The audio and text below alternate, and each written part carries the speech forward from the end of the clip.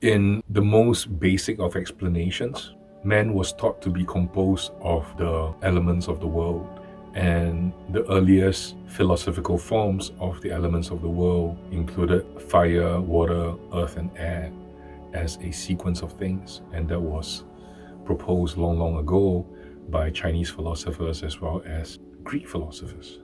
So the different elements had to do with what we're made of, as in we are made from material from the ground, aka the plants, the animals that eat off the earth and grow from the earth, and that is the earth component of who we are. And then there is the fire that burns inside us, which is our combustion engine that we have that runs our energy. And so there's the fire aspect of who we are. There is the water aspect of who we are, because we have to have a solution. And of course, there's our blood and all that, and the liquids that we are made of. And finally, there is the breath, which we live and breathe, and we interact with the world. So you could say that in that sense, we could look at healing of different parts of a person. We can divide it into its elemental forms. So to heal the body and the way our body is structured, the formations, the organizations, the structures that we have, the organs that we have, the cells that we have, it has to do with what we deal with in terms of earth healing. And in a very energetic form, we talk about grounding. In other aspects, we talk about connection to earth. In other forms, we talk about the food that we eat and the nutrition that we take in. And at a chemical level, the kind of minerals that we have in our bodies as an intake. And all those things are vital components for the proper functioning and construct of our bodies itself.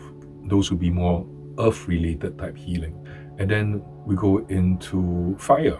And fire-related healing has got to do with one's fiery aspects, one's ability to reckon with the forces of life, one's energy, one's passion, one's spirit, one's burning, one's fire in life. And it has to do, of course, with the material we're feeding it. It has to do with the way the ritualistic aspects are being conducted, the way we connect with the fire within, the way we're able to activate that fire inside, and the spirit that we have and what fuels it. And those are the more fiery aspects of healing.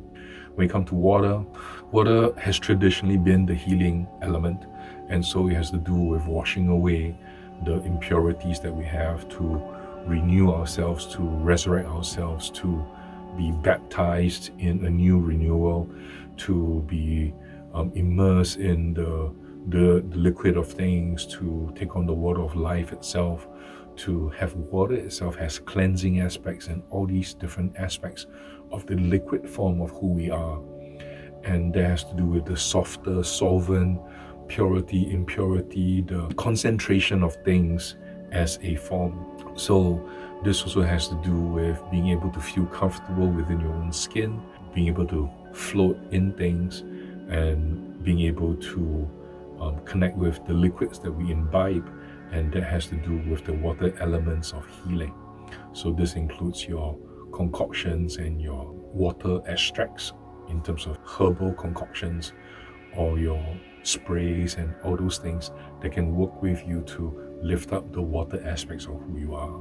And finally, we have the air element, which has to do with the air healing side of things.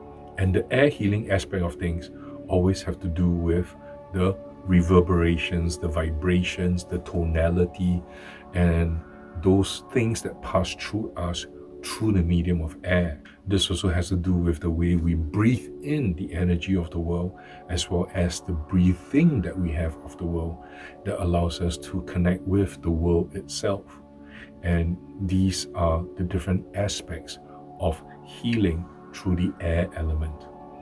Of course, there are also other things like fragrances, and very often people talk about how they feel so much better having smelled certain essential oils, etc.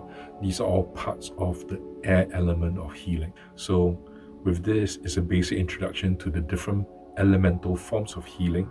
Of course, there are much more than that, but each of this you could say roughly corresponds to the different aspects of who we are.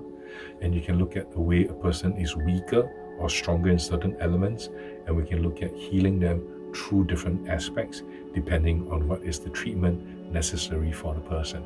As I say this, you should be able to have a rough gauge on classifying different kinds of healing experiences that you've been through, and which aspect do they belong to, and which parts of you did they work on.